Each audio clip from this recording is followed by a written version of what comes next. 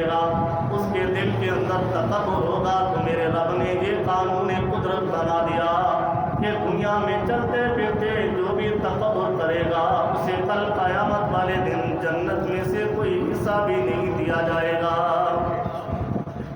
کوئی حصہ بھی نہیں دیا جائے گا جس کے سینے کے اندر تکبر ہوگا۔ تکبر کئی طرح سے ہوتا ہے، مال ملنے کا تکبر ہوتا ہے، عہدہ ملنے کا بھی تکبر ہوتا ہے،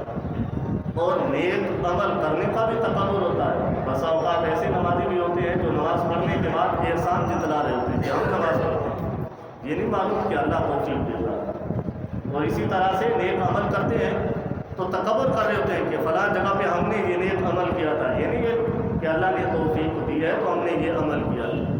اب ہم نماز پڑھتے ہیں، نماز پڑھنا میرے رب کی توفیق سے ہوتا ہے، اور کتنے ہمارے ایسے دوست ہوتے ہیں جنہیں اللہ رب العزت نماز پڑھنے کی بھی توفیق نہیں دیتا۔ مفہوم حدیث بھی ہے کہ جس سے میرا رب ناراض ہوتا ہے اس سے سجدوں کی جو طاقت ہوتی ہے وہ چھین لیتا ہے، یعنی نماز پڑھنے کی قوت طاقت جو ہوتی ہے اس سے چھینی جاتی ہے۔ وہ یوں نہیں ہوتا کہ بس مجھے رب نے نماز پڑھنے کی توفیق نہیں دی، بلکہ اللہ رب العزت اسے دنیا میں اتنا الجھا دیتا ہے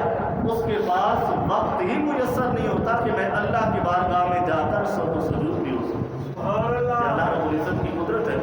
کہ جو تکبر کرتے ہیں اللہ ان کو جنت میں کل قیامت والے دن جنت میں کوئی مقام عطا نہیں فرمائے گا۔ اور تیسرا اصول انہوں نے بتایا کہ من جدہ وجدہ، جو دنیا میں کوششیں کرتا رہتا ہے، جو دنیا میں نیک اعمال کرتا رہتا ہے، اللہ رب العزت اس کی محنت کو بھی ضائع نہیں فرماتا۔